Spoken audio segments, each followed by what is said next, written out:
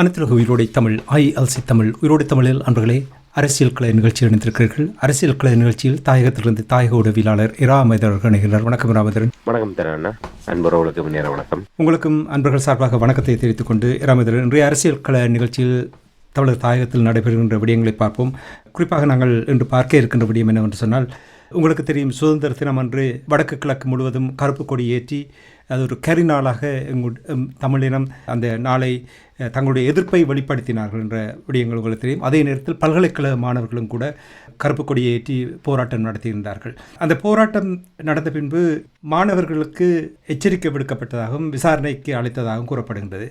இந்த சம்பவம் தொடர்பாக 2 நாட்களுக்கு முன்னதாக பல்கலைக்கழக மாணவர்கள் போராட்டம் நடத்தியிருக்கிறார்கள். இந்த போராட்டம் தொடர்பாக என்ன நடந்தது என்று கூறுவீர்களா? நிச்சயமாக. யாழ் பல்கலைக்கழகத்திலே கடந்த ஸ்ரீலங்காவினுடைய 78வது சுதந்திர தினத்தன்று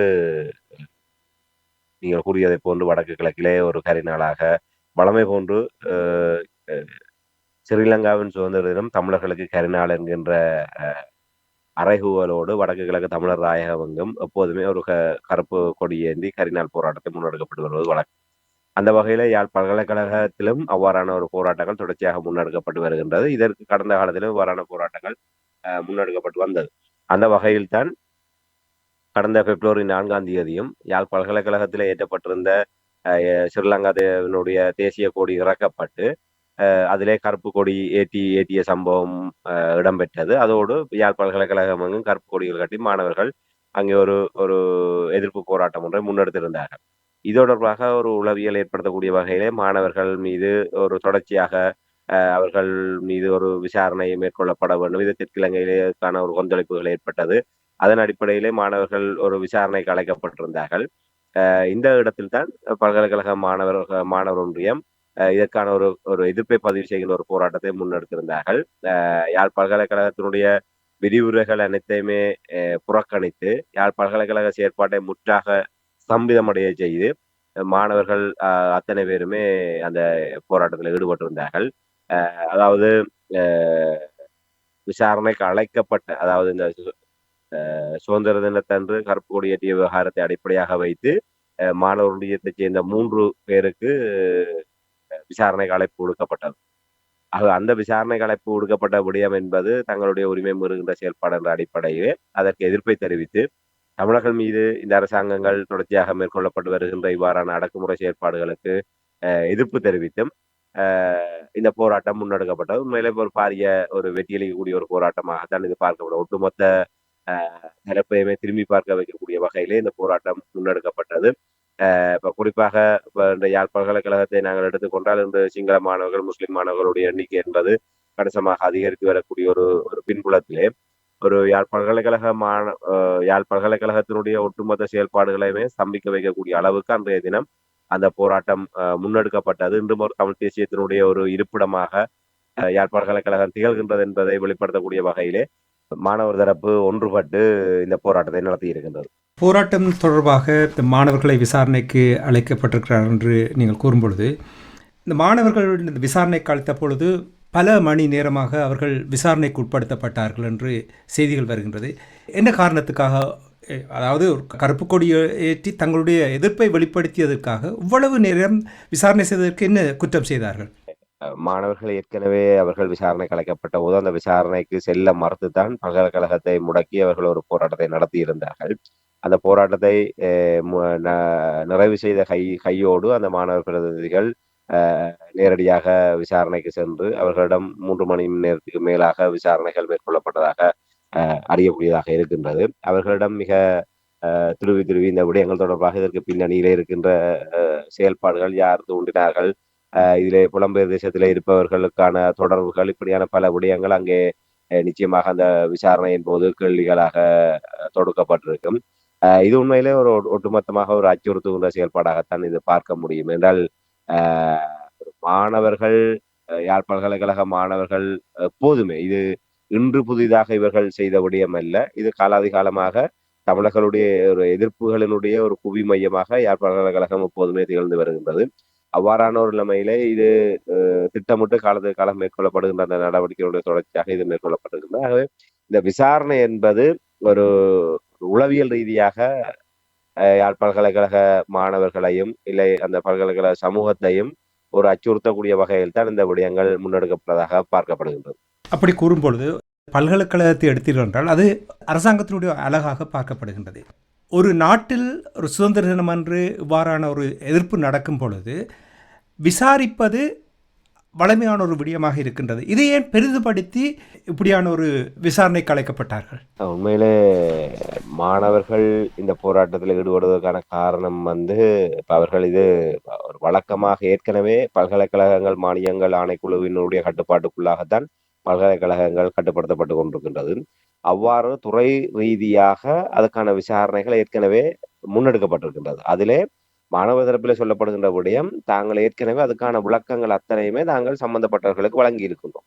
அதன் அடிப்படையிலே பல்கலைக்கழக மானியங்கள் ஆணைக்குழுவால் நியமிக்கப்பட்ட குழுவினர் துணைவேந்தர் உள்ளிட்ட சம்பந்தப்பட்ட பல்கலைக்கழக உயர்மட்டத்தினுடனும் மாணவர்களிடம் விசாரணைகள் நடத்தப்பட்டிருக்கின்றது. அங்கே அவர்கள் உரிய விளக்கங்களை துறை ரீதியாக வழங்கி இருக்கின்றார்கள். அதற்கு பிற்பாடு போலீசார் மூலமாக இந்த விசாரணைகள் முன்னெடுக்கப்பட்டது என்பது இது யாழ் பல்கலைக்கழகத்தினுடைய சுயாதிபத்தியத்தை கேள்விக்குள்ளாக்குகின்ற நடவடிக்கை. அதிலும் குறிப்பாக யாழ் பல்கலைக்கழக வளாகத்துக்குள்ளாகவே அந்த போலீஸ் வாகனங்களிலே வருகை தந்து அங்கே மீளவும் போலீசாரினர் துணைவேந்தர் உள்ளிட்ட தரப்பினரிடம் அங்கே விசாரணைகள் மேற்கொள்ளப்பட்ட விடயம் என்பது யாழ் பல்கலைக்கழகத்தினுடைய அந்த ஒரு சுயாதிபத்தியத்துக்கு எதிராக ஒரு அச்சுறுத்தல் ஏற்படுத்தக்கூடிய வகையில் தான் அந்த போலீசாருடைய நடவடிக்கைகள் இருக்கின்றது என்கின்ற விடயத்தை வெளிப்படுத்தி அதற்கு தங்களுடைய கண்டனத்தையும் எதிர்ப்பையும் வெளிப்படுத்தக்கூடிய வகையில் தான் இந்த போராட்டம் முன்னெடுக்கப்பட்டது. ஆகவே மாணவர்கள் என்றால் இப்ப இதுவரை காலம் அவ்வாறு யாழ் பல்கலைக்கழகத்துக்குள்ளாக சென்று அந்த விசாரணை நடவடிக்கைகள் என்பது மேற்கொள்ளப்படுவது கிடையாது. உண்மையிலே நீங்கள் குறிப்பிடுவதை போல யாழ் பல்கலைக்கழகம் அரசாங்கத்தினுடைய ஒரு நிர்வாக கழகமாக இருந்தாலும் அதுக்கான துறை ரீதியான நடவடிக்கை மேற்கொள்ளப்பட்டிருக்கிறது. அதாவது விசாரணை மேற்கொள்ளப்பட்டிருக்கிறது.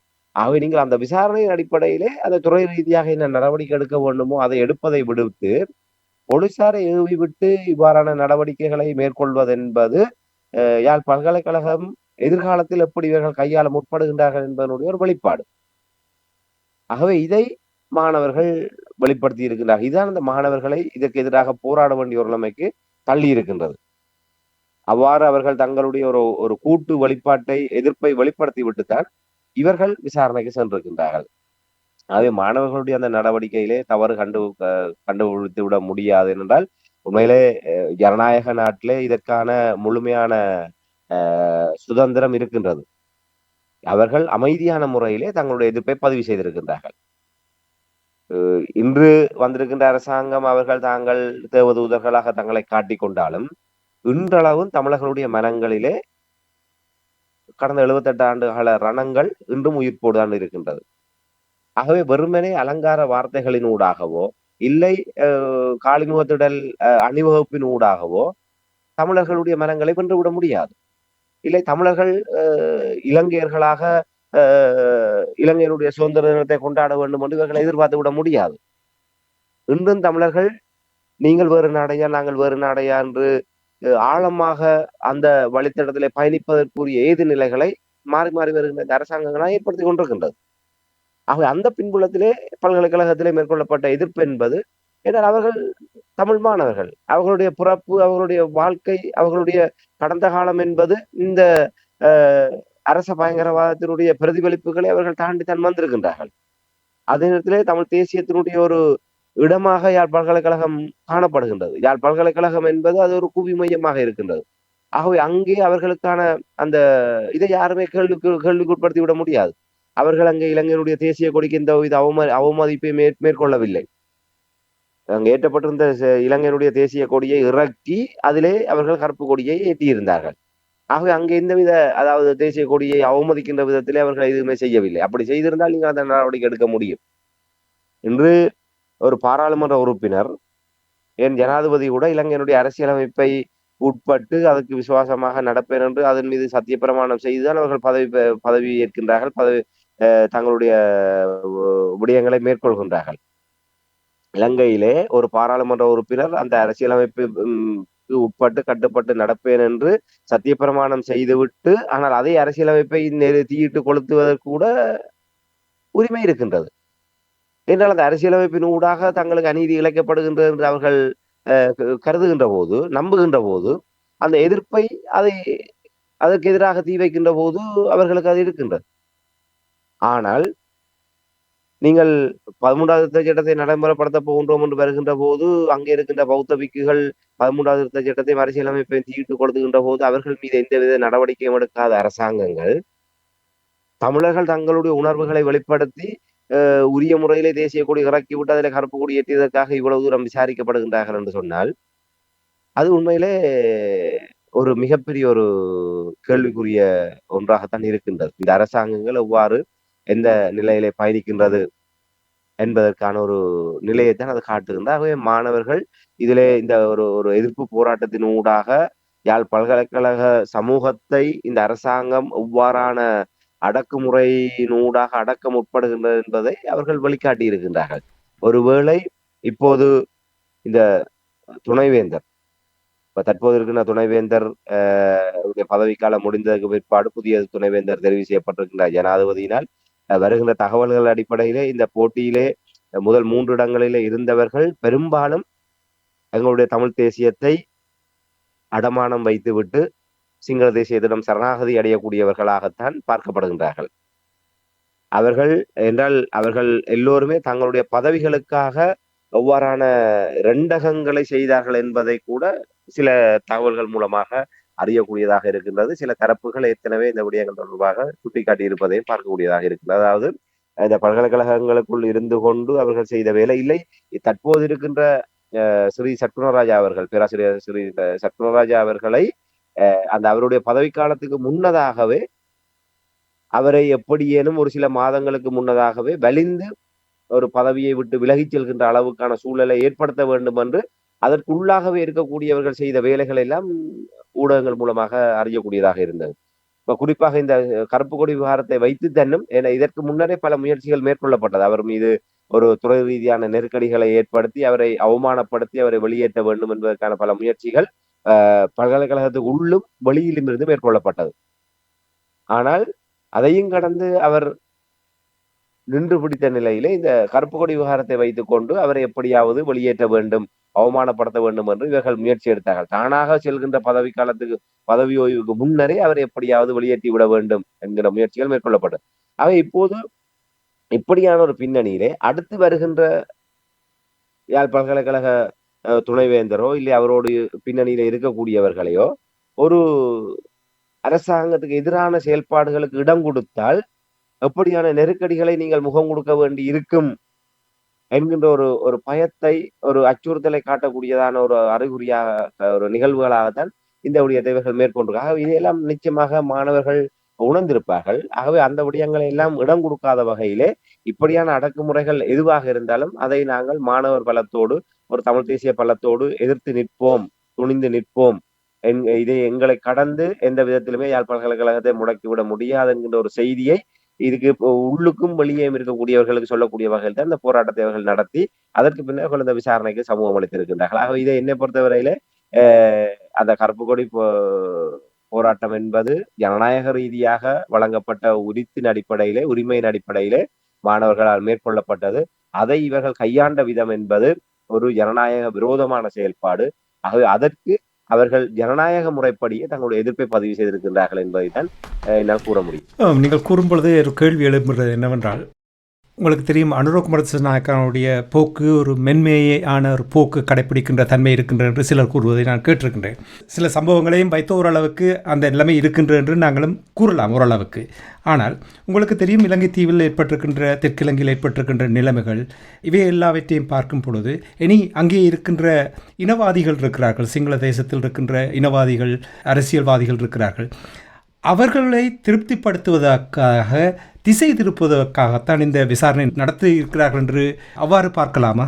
நீங்கள் கூறுகின்ற அந்த சகல விடயங்களும் ஏற்றுக்கொள்ளக்கூடிய விடயம், ஏற்றுக்கொள்ளக்கூடிய காரணிகள். ஆனால் இதை வெறுமனே தெற்கிழங்கையில் இருக்கிற இனவாதிகளை திருப்திப்படுத்துகின்ற ஒரு நடவடிக்கையாக நாங்கள் இதை மட்டுப்படுத்தி அனுர அரசாங்கத்துக்கு வெள்ளையடிப்பு செய்துவிட முடியாது. என்றால் இவர்களுக்கும் உள்ளார்ந்தமாக அவ்வாறான ஒரு நிலைப்பாடு இருக்கும் என்பதை நாங்கள் ஆழமாக ஏற்றுக்கொண்டுதான் ஆக வேண்டும். அதை விட அவர்களுக்கு யாழ்ப்பாண ஏனால் உங்களுக்கு தெரியும் ஜேவிபியினுடைய ஒரு பலமே அந்த தொழிற்சங்கங்கள். அதிலும் குறிப்பாக பல்கலைக்கழகங்களுக்குள்ளாக இருக்கக்கூடிய தொழிற்சங்கங்கள் அத்தனையுமே பெரும்பாலும் ஜேவிபியினுடைய கட்டுப்பாட்டுல இருக்கின்றது. ஆகவே அந்த மாணவர் அமைப்புகள் அத்தனையுமே பெரும்பாலும் ஒரு இடதுசாரி நிலைப்பாட்டோடு இந்த ஒரு ஒரு புரட்சிகரமான ஒரு நிலைப்பாட்டோடு அவர்கள் கடந்த காலங்களிலே அதை தகவமைத்து வைத்திருக்கின்றார்கள். காலத்துக்கு காலம் ஒரு வசந்த முதலிக போன்றவர்கள் இப்ப நேரடியாக ஜேவிபியாக இல்லாவிட்டாலும் அவர்கள் ஒரு புரட்சிகரமான ஒரு நிலைப்பாட்டிலே தான் அந்த மாணவர் அமைப்புகள் எப்போதுமே இந்த அரசு அடக்குமுறைகளுக்கு எதிராக போராடி கொண்டிருக்கின்றது. அது ஒரு மறைமுகமாக அந்த ஜேவிபி தரப்பினருடைய செல்வாக்குகள் அந்த பல்கலைக்கழக மாணவர்களுடைய நிர்வாக கட்டமைப்புகளுக்குள்ளாக இருப்பதை மறந்துவிட முடியாது. ஆக யாழ் பல்கலைக்கழகம் என்பது இப்ப கிழக்கு பல்கலைக்கழகம், யாழ் பல்கலைக்கழகம் வேறு வேறான ஒரு குணாம்சங்களை கொண்டது. குறிப்பாக யாழ் பல்கலைக்கழகம் என்பது முற்றுமுழுதாக அந்த இலங்கை என்கின்ற இல்லை அந்த தெற்கிலங்கை இல்லை ஒரு சிங்கள இனவாதம் இல்லை இவர்கள் விரும்புகின்ற அந்த ஒரு ஜேவிபி அந்த இடதுசாரி அந்த நிலைப்பாட்டிலிருந்து முற்றிலுமாக வேறுபட்டு முற்று முழுதாக ஒரு தமிழ் தேசியத்தினுடைய ஒரு இருப்பிடமாக அது காணப்படுகின்றது.